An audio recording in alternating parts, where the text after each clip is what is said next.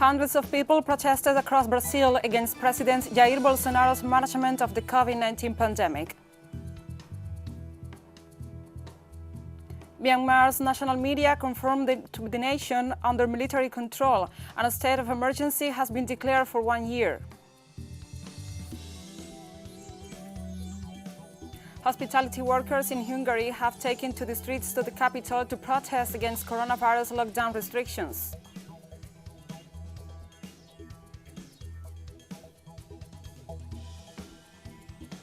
From the headquarters of teleSUR English in Havana, Cuba, this is From the South. I'm Gladys Quesada.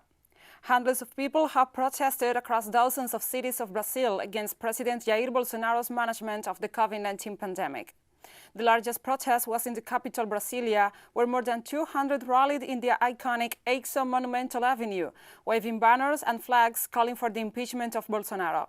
Similar protests also took place in Rio de Janeiro and Sao Paulo. Brazil has the world's second highest number of COVID-19 fatalities, more than 233,000. Its vaccination program has gotten off to a late and rocky start. Bolsonaro, who for a long time downplayed the severity of the pandemic, has been accused of failing to come up with an effective plan to deal with the health crisis.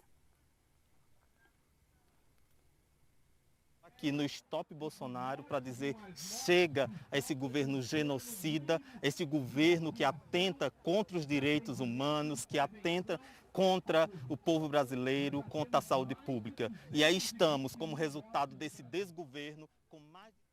10 regions in Peru, including the capital Lima, have gone into lockdown as the country suffers a resurgence in COVID-19 cases. Authorities ordered that for 2 weeks, citizens will be only allowed to leave home for 1 hour between 6 a.m. and 6 p.m., and the gyms, churches, hair salons, museums, and libraries will remain closed. In 2020, Peru established a 106-day lockdown that devastated the economy and left 7 million unemployed. But a second wave of coronavirus infections began in early January and has caused hospitals to collapse, and intensive care beds have thousands of a waiting list. Peru has not yet received vaccines either.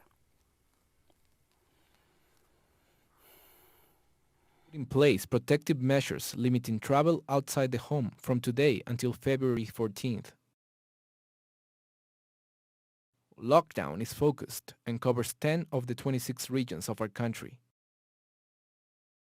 We must all make an extra effort to stem the rising wave of contagion and deaths.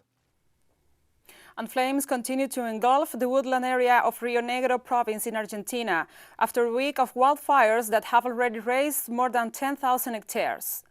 Firefighters from the regional area said Saturday they were able to contain the head of the fire, but the flames are still spreading out of control in other areas. The woodland area affected the tourist town of El Bolsón, close to Patagonia and the border with Chile. The Argentine National Meteorological Service indicated that the country experienced an extensive drought last year that affected more than half of the territory. Today we could work and cut the head of the fire, but it's still burning. It went up the hillside. This one has lasted a week so far, but we had started fighting fire since January 9th, so personnel has had no rest, but we are working with willingness, doing our best. At least 10 people in Cuba have been killed when a bus crashed on a highway. The bus was transporting teachers on a highway between the capital Havana and the neighboring province of Mayabeque when the driver lost control of the vehicle and flipped it over. At least 24 people were also injured and are now treated in nearby hospitals. Authorities have launched an investigation into the cause of the accident. 25 patients have been to the hospitals, Aleida Fernandez and Leopoldito Martinez. Of these patients, 2 are children, who were sent to the Juan Manuel Marquez Pediatric Hospital in Havana. They are already in the hospital, in a stable condition. The patients are being cared for, they are being hospitalized, and everything that is necessary in order to save the life of each one of them is, of course, available in each of our hospital networks. Al-Shabaab fighters have attacked a hotel in the Somali capital, Mogadishu. According to security forces, members of the extremist group stormed the hotel after two suicide bombers blew themselves up at the entrance, tearing down the security barrier. A gunfight then erupted between the militants and security forces who responded to the attack. Witnesses say several hotel guards and guests have been killed, while thousands have been injured. The hotel is a popular gathering place for diplomats and local politicians. Al-Shabaab, which is allied to Al-Qaeda, has been fighting Somalia's unrecognized government since 2011, when the group was pushed out of Mogadishu by the African Union and UN forces.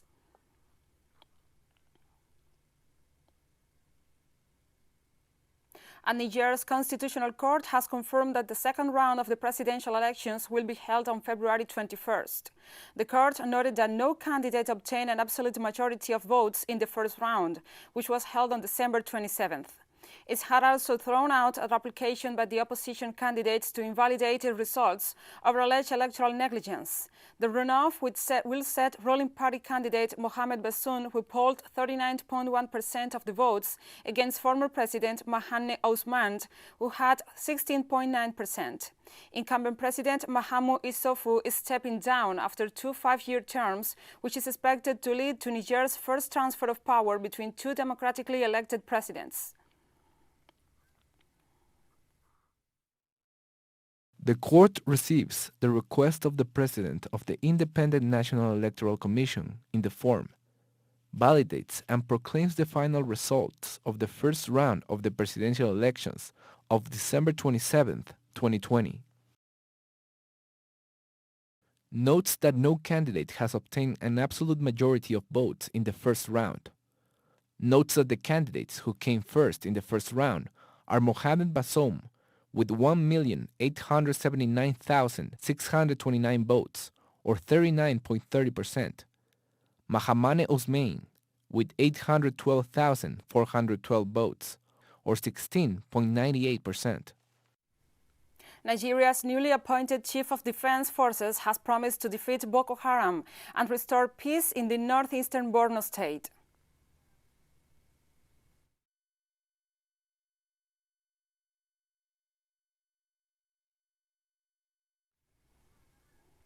The fugitive leader of Ethiopia's embattled Tigray region has reportedly made his first public comments in 3 months, urging the international community to investigate alleged genocide and other abuses by forces, including those from neighboring Eritrea.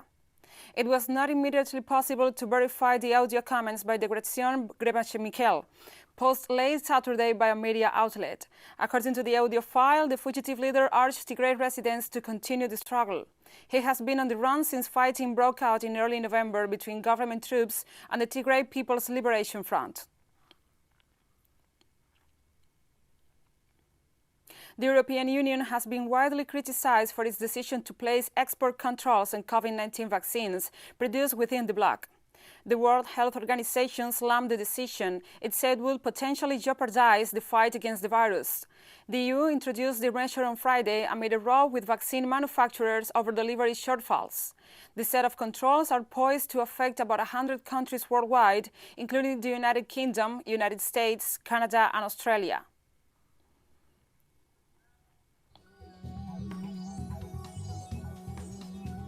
We'll go now to a short break. Follow us on Twitter at teleSUR English and Gladys teleSUR.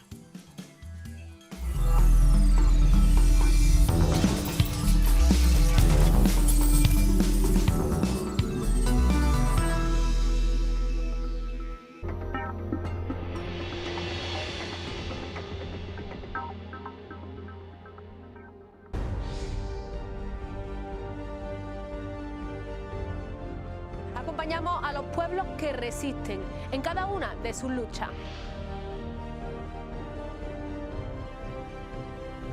Somos esa ventana que se abre para visibilizarlos entre fronteras.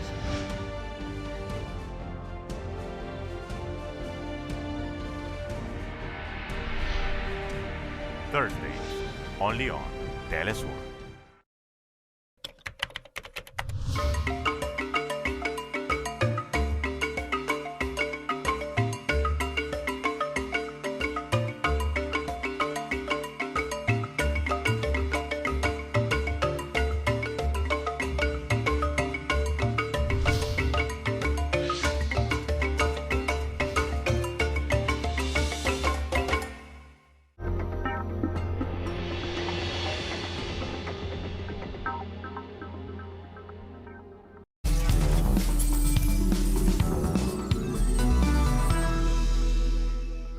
Welcome back to From the South.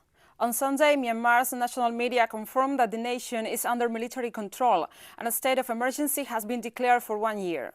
According to the national channel Myanmar, the former general and vice president of the nation, Min Sue, was installed as interim president after considering as irregular the elections held on November 8th. Hours before, the spokesperson of the National League for Democracy in Myanmar, Mayo Myunt, indicated that the army had arrested the state councillor Aung San Suu Kyi and other high government officials. For its part, military television announced on Monday that a 1-year term in office was transferred to Army Chief Ning Aung Hlaing, during which the current vice president, Min Sue, will serve as interim president. Since last November 8th, when Aung San Suu Kyi's National League for Democracy won the parliamentary elections, winning 396 out of 476 seats, the losing parties linked to the army alleged fraud.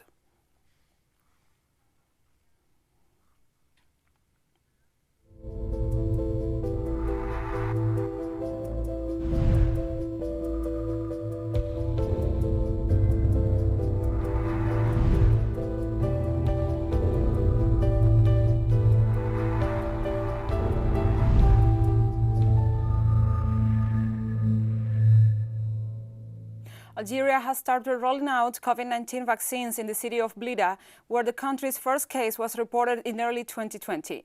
Vaccination priority will be given to medical staff dealing with COVID-19 patients, the elderly, and those with chronic or immunity diseases. The North African country receives first batch of vaccines on Friday at the Bufarik military airport, west of the capital Algiers. Luckily, COVID-19 cases rose to more than 1,000 on Wednesday, with a death toll of 2,877.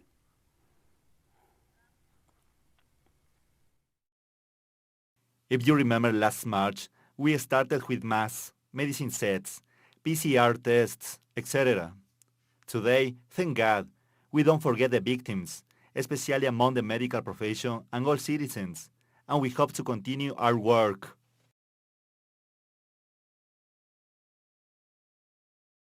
This is the only way to protect oneself for the moment. There is no other way than the vaccine. Let's hope it will be effective, because there are many people who are reluctant. They wait until the first ones are vaccinated to see the side effects. There have to be first people. I am one of the first volunteers. And Libya's warring factions who are participating in the United Nations peace talks have approved a list of candidates seeking to lead a transitional government. The list was unveiled by the UN's support mission in the country. Representatives will vote next week for 3 presidential councillors and the prime minister from the approved candidates. Then the interim government will start preparing for national elections scheduled for the end of 2021.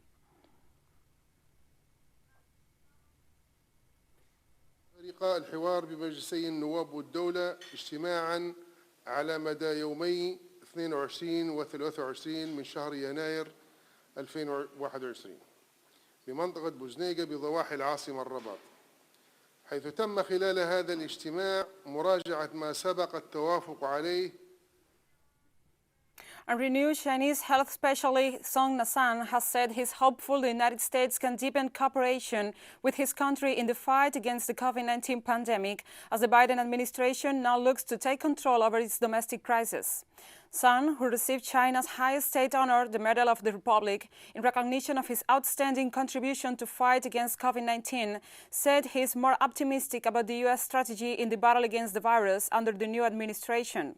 Sun also stated he is looking forward to an opportunity to exchange views with top U.S. infectious disease expert Anthony Fauci at a special online event organized by the University of Edinburgh on March the 2nd.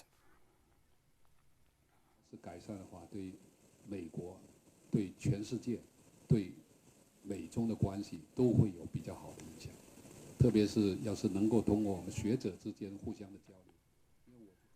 Vietnam's ruling Communist Party chief Nguyen Phu Trong has been re-elected for a third 5-year term as the Asian country battles its biggest coronavirus outbreak since the pandemic began.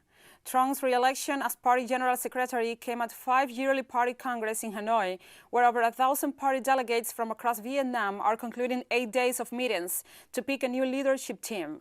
But Truong's win was overshadowed by a new COVID-19 outbreak that has infected at least 221 people and spread to at least 8 cities and provinces in the country, including the capital, Hanoi. The Ministry of Health reported 14 new COVID-19 infections early on Sunday, bringing the total number of cases of the country to 1,781, with 35 fatalities.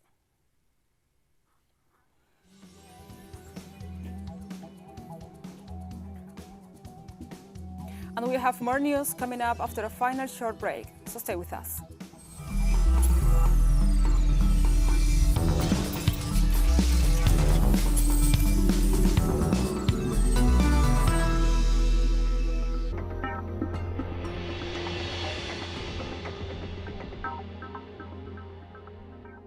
Hola, ¿qué tal? Sean todos muy bienvenidos a Vidas.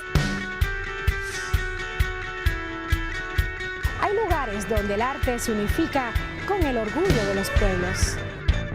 Y esos lugares están llenos de colores, alegría, pasión, tradiciones, arraigo, valor y entrega. Real Life.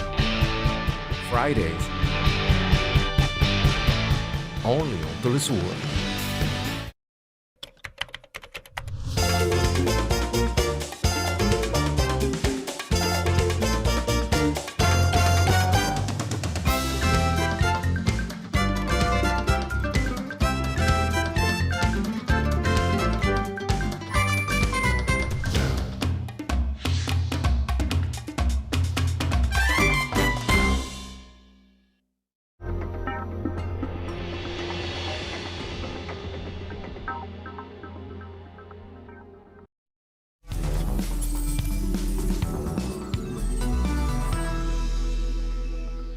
Welcome back.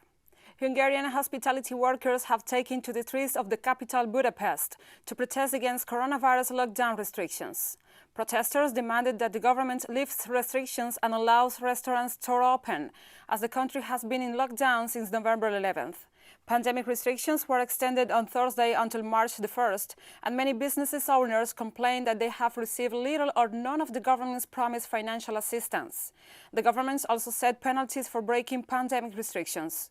Police may not require offending businesses to close their doors for 6 months to a year, and can issue fines of between $4,000 and $17,000.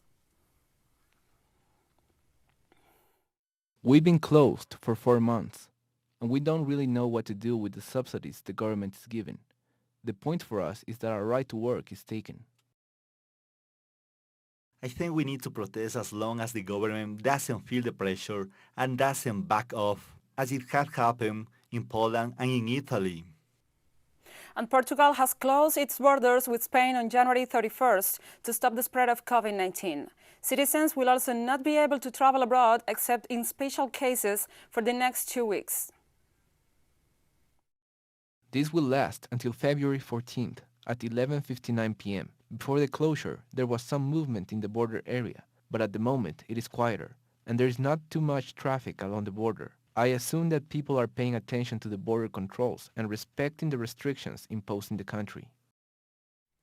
In Belgium, police arrested several protesters at a demonstration against measures aimed at fighting the spread of COVID-19 on Sunday. According to local media, around 200 people were arrested in Brussels for trying to join a protest against restrictive measures implemented in the country in order to fight the virus, such as the closing of bars and restaurants. A nighttime curfew and travel restrictions are in place until at least March, limiting movement ahead of next month's school vacations. Belgium has one of Europe's worst outbreaks. The nation has seen over 20,800 confirmed deaths related to the coronavirus.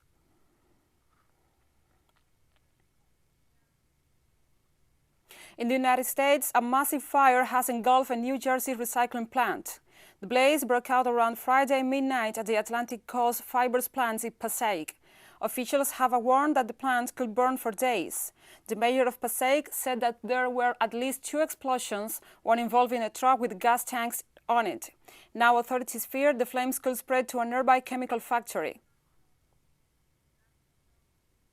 I was mentioning before, this fire is impacting a greater part of the area. It's almost a city block here at Atlantic Coast Recycling. The other concern are pocket fires because of embers and the fire that's actually traveling around the area. So we remind you to please keep your windows closed. But if you see instances of fire in the area, call immediately 911 and let us know. I had difficulty with water pressure, obviously with temperatures, with exhaustion for our firefighters. You can see right behind me how this is continuing to spread right here. And we have come to the end of this news brief. But remember, you can find this and many other stories on our website at telesurenglish.net. And also, if you feel so inclined, please join us on social media, Facebook, Twitter, Instagram, and Telegram. For TeleSUR English, I'm Gladys Quesada. Thank you for watching.